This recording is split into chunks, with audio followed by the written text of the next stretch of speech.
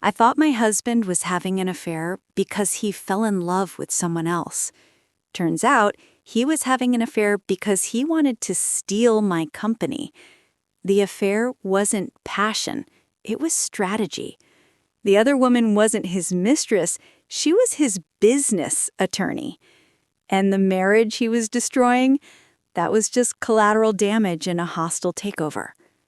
My name is Alexandra Morrison, and I built a tech consulting firm worth $8 million from absolutely nothing. My husband wanted to take it from me. He almost succeeded. This is the story of how I discovered the affair was never about love. It was about money, power, and the company I built before I even met him, and how I made sure he lost everything. If you've ever built something from nothing and had someone try to take it, you're going to want to hear every second of this. Hit subscribe right now because this corporate revenge story has twists you will not see coming. Let me take you back to where it all started. 10 years ago, when I was just a woman with an idea and way too much ambition. I founded Morrison Tech Consulting when I was 26 years old. Fresh out of my MBA, working from my studio apartment, living on ramen and iced coffee. I saw a gap in the market. Mid-sized companies needed enterprise-level tech strategy, but couldn't afford the big consulting firms. So I became the affordable option that delivered premium results. First-year revenue, $87,000. Just me, grinding 80-hour weeks. Second year, $340,000. I hired 2 employees. Third year, $1.2 million. I hired Derek. Derek Morrison walked into my office for a CFO interview looking like every corporate finance guy you've ever met. Sharp suit, confident smile, impressive resume. "I want to help you scale this," he said. "You've built something incredible, but you need someone who can handle the money side so you can focus on what you do best." He was right. I was drowning in spreadsheets and tax documents. I hired him on the spot. Best decision I ever made. Or so I thought. Derek was good at his job. Great, actually. He streamlined our finances, negotiated better vendor contracts, secured a line of credit that let us expand faster. Within 6 months, revenue jumped to $2.3 million. Within a year, we'd hired 15 more people. And somewhere in that year, working late nights and celebrating wins over cheap champagne, I fell in love with him. He was charming, supportive. He made me laugh during the stressful board meetings. "You're brilliant," he'd tell me. "This company is going to be huge." We started dating at the 18-month mark, engaged at year 3, married at year 4. Everyone said we were the perfect power couple, the entrepreneur and her CFO, building an empire together. Except we weren't building it together. I had built it.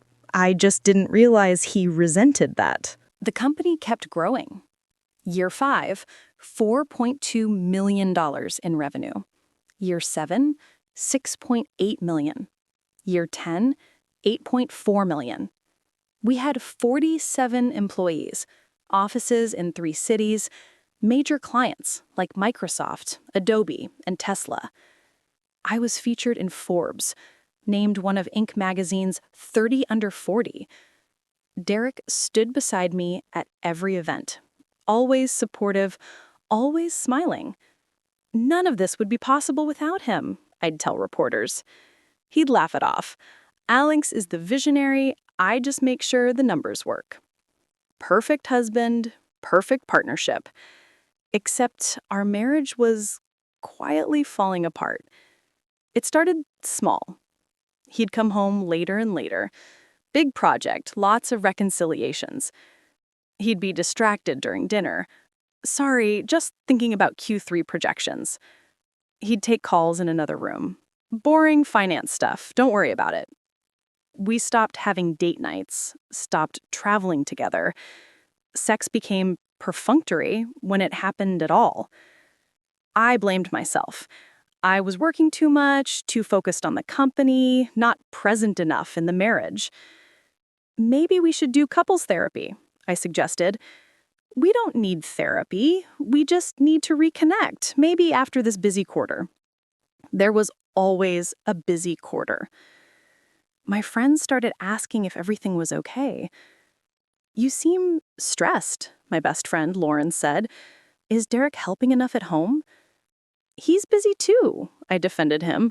We're both working hard. But something felt off.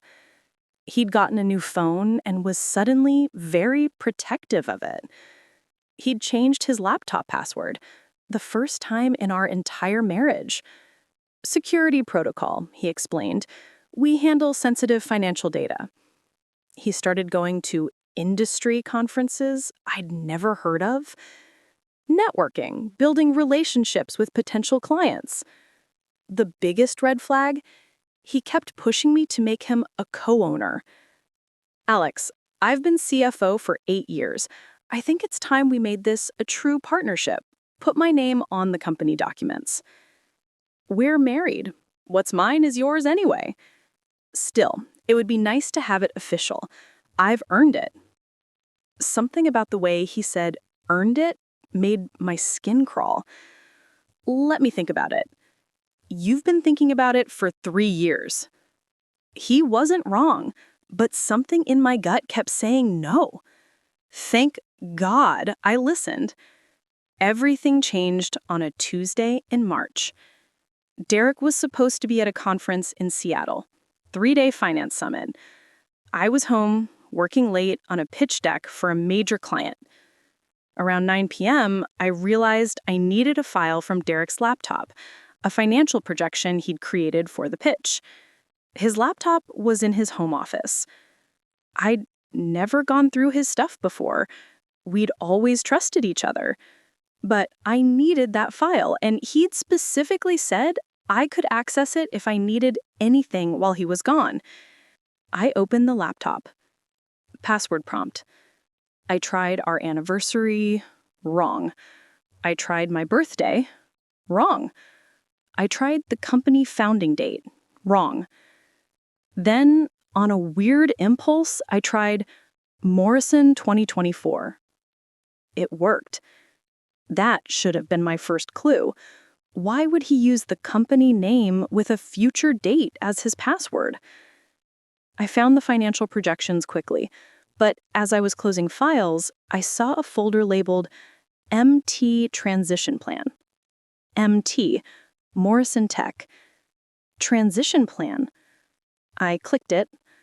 Inside were documents I never authorized. Asset Recovery Strategy, Morrison Tech Consulting. Marital Property Dissolution Analysis. Financial Forensics Report, Alexandra Morrison. Timeline for ownership transfer? My hands started shaking. I opened the first document. It was a legal strategy memo, written by someone named Vanessa Park, attorney at law. The memo outlined a plan to claim Morrison Tech as a marital asset during divorce proceedings. Divorce proceedings? I kept reading, my stomach dropping with every sentence. Client, Derek Morrison, seeks to establish claim to 50% ownership of Morrison Tech Consulting, currently solely owned by Alexandra Morrison. Strategy. Document spousal contribution to business success. Establish pattern of joint decision-making. Build case for client's essential role in company growth and management. Timeline. 18 to 24 months of evidence gathering before filing. Recommended approach. Create documented marital discord. Establish wife as the primary source of marital problems due to her obsessive work habits and emotional unavailability. Consult meetings to continue weekly to refine strategy. I read it 3 times. My husband, my CFO, my partner, the man I'd trusted with everything, was planning to divorce me and steal my company, and he'd been planning it for over a year. I need you to pause and imagine this for a second. The person you trusted with your business, your finances, your life, has been planning to destroy you for 18 months. Hit that like button if you're already furious on my behalf. Comment below, would you confront him immediately or gather evidence first? Because what I found next made everything so much worse. Let's keep going. I didn't sleep that night. I went through every file on Derek's laptop. What I found was a systematic plan to destroy me professionally and personally, all to steal the company I'd built. File: documented evidence of unstable behavior. Inside were notes Derek had been keeping. 3:12, Alex forgot our dinner reservation, stayed late at office instead. Shows pattern of prioritizing work over marriage.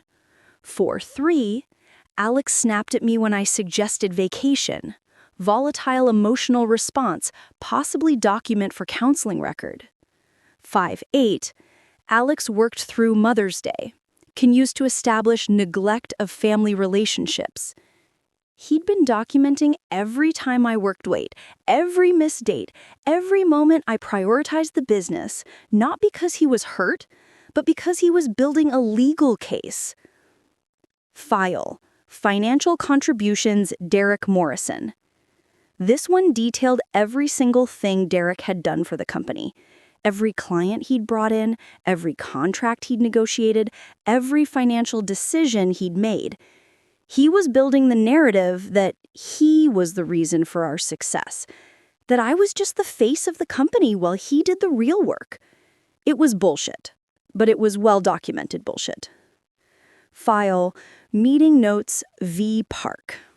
This folder contained notes from weekly meetings with Vanessa Park, the attorney, but as I read them, I realized something. The tone was familiar, intimate. Dinner after our consultation went late. You're brilliant, V.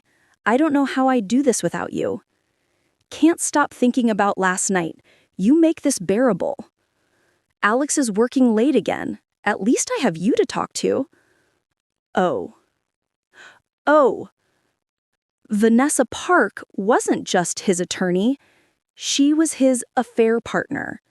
The Seattle conference he was supposedly at? I checked the hotel confirmation in his email. Seattle Marriott downtown. 1 room, 2 guests. Vanessa Park had flown in to meet him. I pulled up her LinkedIn profile. Corporate attorney specializing in business dissolution and marital asset division. She was 34, beautiful, successful, and apparently fucking my husband while helping him steal my company. This wasn't just an affair. This was a coordinated corporate hostile takeover disguised as infidelity. I spent the next 3 days pretending everything was normal while secretly investigating. Derek came home from Seattle with a gift, a scarf from the Space Needle.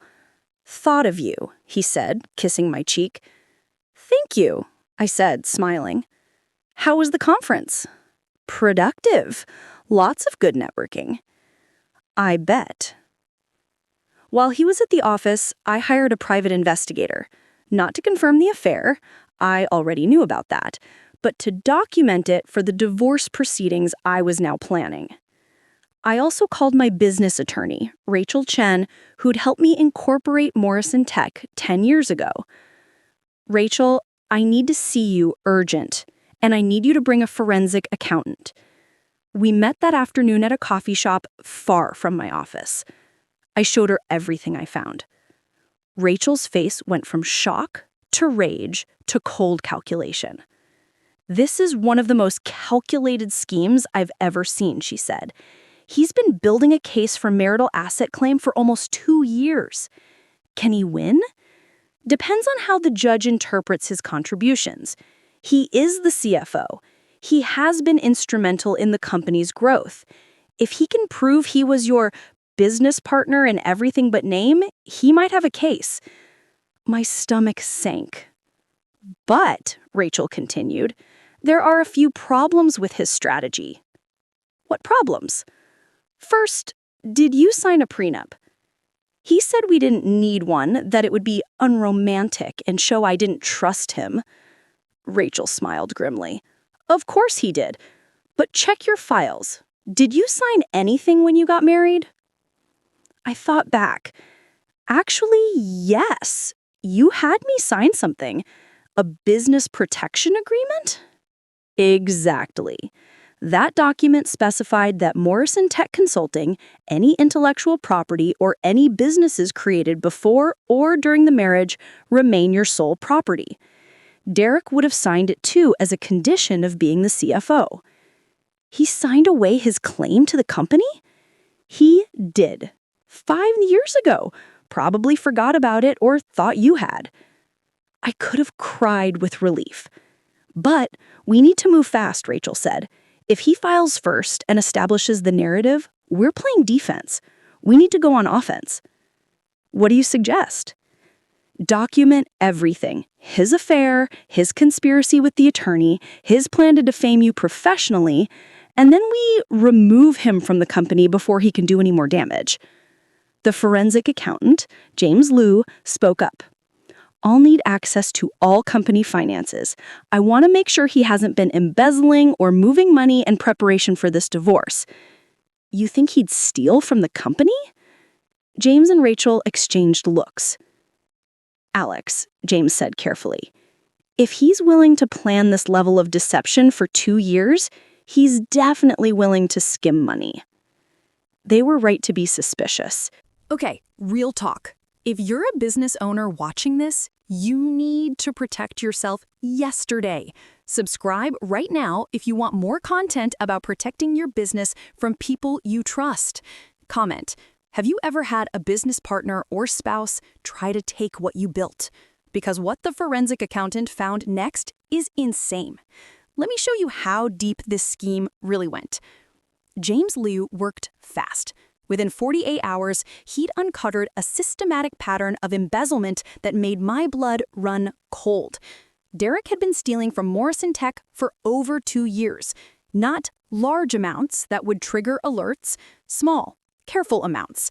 $5,000 here as a vendor payment to a company that didn't exist. $8,000 there as a consulting fee to a shell corporation. $12,000 as an equipment purchase that was never delivered. All told, $287,000 stolen over 24 months. Where did the money go? I asked. James showed me bank statements, a personal account, in Derek's name only. He's been stockpiling cash. For what? He said, for the legal battle. Divorce litigation against a business owner with an $8 million company? He'd need at least $200,000 for legal fees. He's been funding it with your own money. I laughed bitterly. So he's stealing from my company to pay lawyers to steal my company. Exactly. Rachel added, this changes everything. This isn't just marital asset division anymore. This is embezzlement. This is fraud. He's going to prison. But first, I said slowly, I want him to know that I know. I want him to see it all fall apart. Rachel smiled. I was hoping you'd say that. We started planning.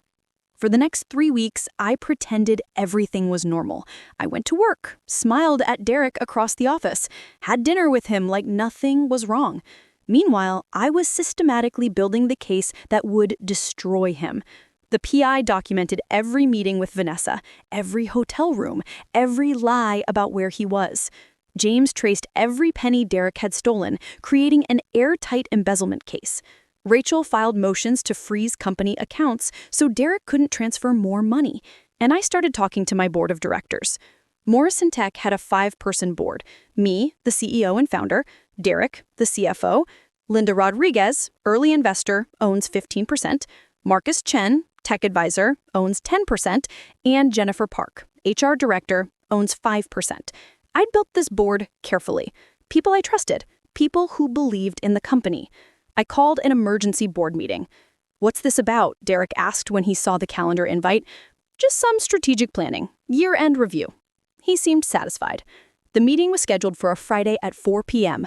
Derek had no idea it would be the last hour of his career.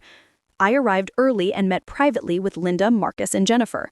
What I'm about to show you stays confidential until the meeting, I said. I laid out everything: the affair, the conspiracy, the embezzlement. I showed him Derek's files, James's forensic accounting, the PI's photos, Vanessa Park's legal memos. Linda's face went white. He was going to steal the company? He's been planning it for 2 years. Marcus looked like he wanted to punch something. What do you need from us? I need a vote to remove him as CFO immediately, and I need you to support pressing criminal charges. You have my vote, Linda said immediately. Mine too, Marcus agreed. Jennifer nodded. I never trusted him. He was too smooth. At 4 p.m., Derek walked into the conference room smiling. Ready for some year-end planning, he said cheerfully. Actually, I said, we're here to discuss your termination. His smile faltered. What? I slid a folder across the table. Derek, you're being removed as CFO effective immediately for embezzlement, fraud, and breach of fiduciary duty. He opened the folder. His face went from confused to pale to panicked as he saw the evidence. This is... I don't... $287,000, I said calmly, stolen over 2 years, all documented by a forensic accountant. Can you explain? Can you also explain your affair with Vanessa Park, the attorney who's been helping you plan to steal my company through a divorce? The room went silent. Derek looked around at the board members, staring at him with disgust. You threw my files, he said quietly. You left your laptop unlocked with a password that was absurdly easy to guess. Alex, please. The vote, I said, cutting him off. All in favor of removing Derek Morrison as CFO. 4 hands went up. Mine, Linda's, Marcus's, and Jennifer's. Motion passes. Derek, you're terminated. Security is waiting outside to escort you from the building. You have 5 minutes to collect personal items from your office. You can't do this. I can, and I am. You signed an employment contract with a morality clause. Embezzlement violates it. You're done. 2 security guards entered. Derek stood up, shaking. Alex, we need to talk about this. Talk to my lawyer. You're being served divorce papers Monday morning, and we're pressing criminal charges for embezzlement. You should probably get an attorney. I have an attorney. Not anymore, you don't, because I'm reporting Vanessa Park to the state bar for ethics violations. Lawyers can't help clients commit fraud and maintain their license. His face went white. You wouldn't do that. Watch me. Security escorted him out. The last thing he said before the door closed, you'll regret this. No, I said quietly. You will. I need to know, are you satisfied with that boardroom takedown? Because I've watched this revenge unfold over months. And that moment, that was just the beginning. Hit that subscribe button if you believe women who build empires should protect them by any means necessary. Comment deserved if you think he got what was coming.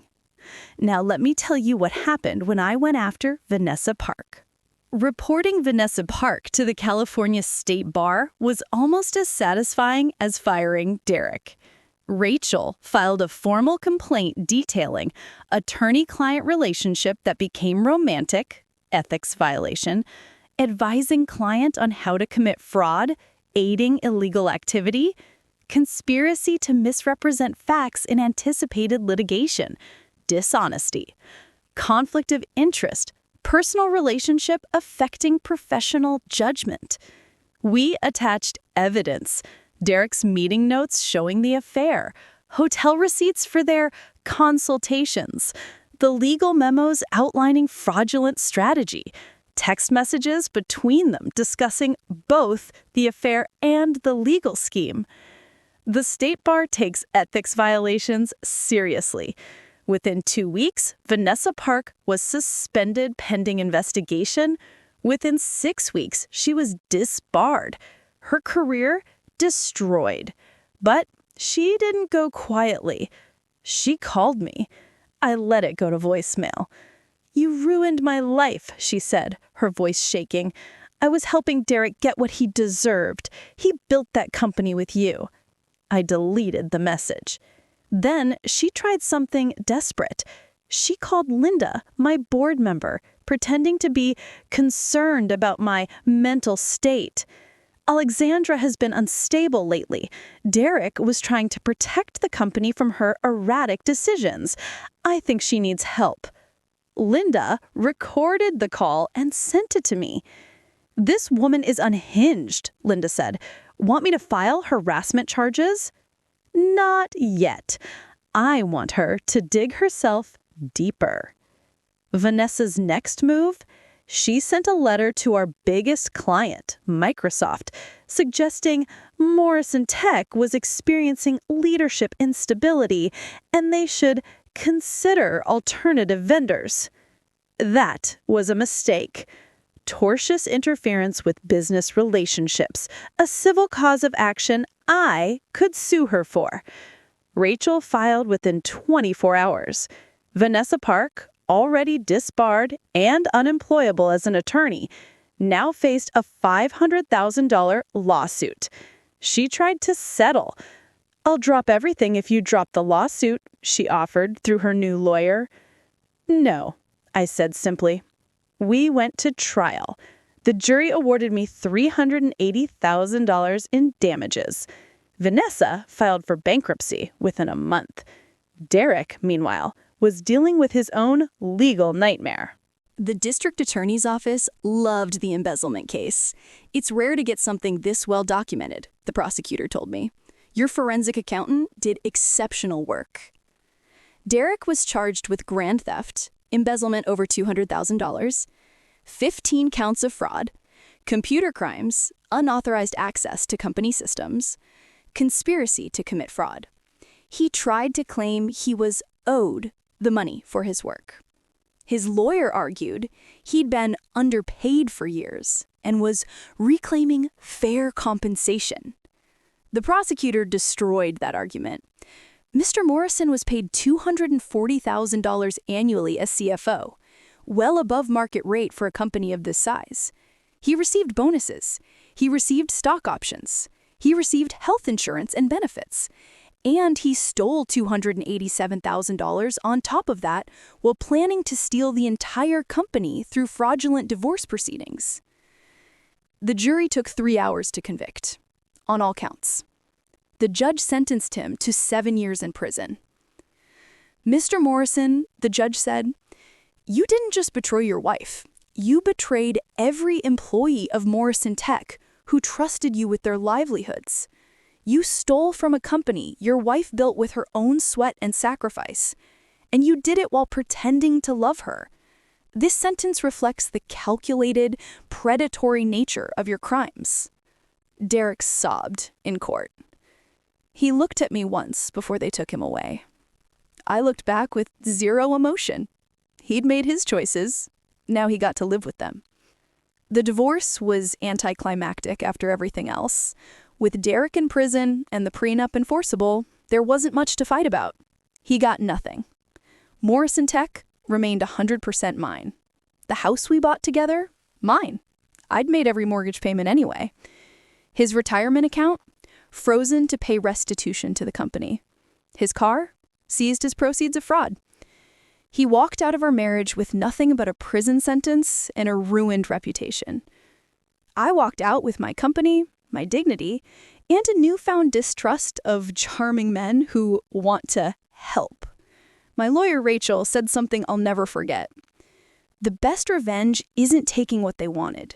It's making sure they never get to try again. Derek would be released from prison eventually, but he'd be a felon, unemployable in finance, unable to get corporate board positions. His LinkedIn, a graveyard of a career that ended in fraud. Meanwhile, I was just getting started. Before I tell you where Morrison Tech is today, I need you to do something. If you're a woman in business, if you've ever built something from nothing, if you've ever trusted someone who turned out to be a snake, subscribe right now. Turn on notifications, because this channel is about protecting what you build and destroying anyone who tries to take it. Comment below, what's one lesson you learned from watching this? Now, let me show you what happened after I took back control. The first thing I did after Derek was gone was hire a new CFO. Her name was Patricia Okonkwo, former Google finance director. Brilliant. No nonsense. Most importantly, no interest in stealing my company. I've read about your case, Patricia said during the interview.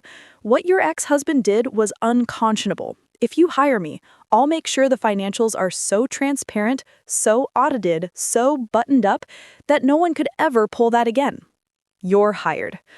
Within 6 months, Patricia had implemented new financial controls, created board oversight for all major expenses, separated financial decision-making from any single person, built automated fraud detection systems.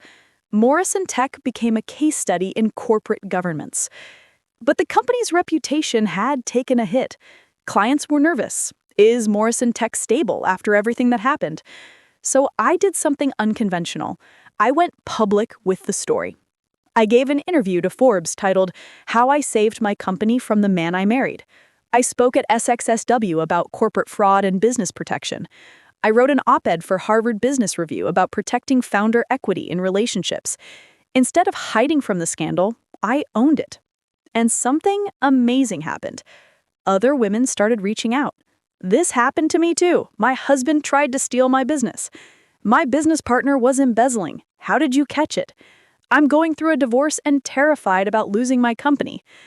I started a consulting practice on the side, Founder Protection Strategies, teaching entrepreneurs how to protect their businesses from partners, spouses, and employees who might have ulterior motives. It became its own revenue stream. Morrison Tech, meanwhile, kept growing. Without Derek's embezzlement draining resources, we were suddenly $287,000 richer annually. I used that money to hire better talent, invest in R&D, and expand into new markets. Year 11 revenue, $10.2 million. Year 12 revenue, $14.6 million. We weren't just recovering, we were thriving. About 18 months after Derek went to prison, I got a letter. From prison. From him. I almost threw it away without reading it. But curiosity got the better of me. The letter was 3 pages long, handwritten, rambling. It started with apologies. "Alex, I know I don't deserve your forgiveness. What I did was unforgivable. I destroyed everything. Our marriage, my career, your trust." Then it shifted to excuses. "I felt like I was living in your shadow. Everyone called it your company. I was just the CFO. I wanted something that was mine." Then it got weird. Vanessa convinced me it would work. She said you'd never find out. She said we'd be set for life. I was stupid to believe her. Throwing Vanessa under the bus after their grand conspiracy. Classic. The letter ended with a request. "When I get out, I want to rebuild my life. I'm hoping we can have a conversation about me working in consulting again. Maybe you could write a reference? I know I don't deserve it, but I'm asking anyway." I read it twice. Then I wrote back one sentence. "You had a reference? You destroyed it when you tried to steal what I built. Good luck with your fresh start. You'll need it." I never heard from him again. But 6 months later, I heard something interesting through the industry grapevine. Derek had been released early on good behavior. He was working at a gas station in Bakersfield, living with his mother, trying to rebuild his life. Vanessa, meanwhile, had moved to Arizona, working as a paralegal for $42,000 a year, a fraction of what she made as an attorney. Both of them broke, disgraced, starting over at rock bottom. Meanwhile, I was closing deals with Fortune 500 companies, speaking at conferences, and building an empire they'd tried to steal. Karma isn't real, but consequences are. People ask me all the time, how did you miss the signs? And for a long time, I beat myself up about it. The phone calls, the changed passwords, the late nights. But here's the truth. I didn't miss the signs. I saw them. I just chose to trust the man I married. That's not weakness. That's not naivety. That's what marriage is supposed to be. Derek exploited that trust. That's on him, not me. But I also learned some hard lessons. 1. Protect your business legally before you get married. That prenup, business protection agreement, saved my company. 2. Never have a single point of failure in finances. Derek had too much control. I fixed that after he left. 3. Document everything. Always. The evidence I found on his laptop was the nail in his coffin. 4. Trust your gut. When something feels wrong, investigate. I waited too long to look deeper. 5. Women in business need to be ruthless about protecting what they build. Men steal from women-owned businesses more than we want to admit. The affair was never about passion. It was about power, money, control. Vanessa wasn't his soulmate. She was his accomplice. And the marriage he destroyed? That was just collateral damage in a business plan that failed spectacularly. Today, Morrison Tech is worth $18 million. We have 73 employees across 5 offices. Patricia is still our CFO and my most trusted advisor. Linda, Marcus, and Jennifer are still on the board. We've become known as one of the most ethically run consulting firms in the industry. And I've become known as the CEO who took down her embezzling husband and the lawyer who helped him.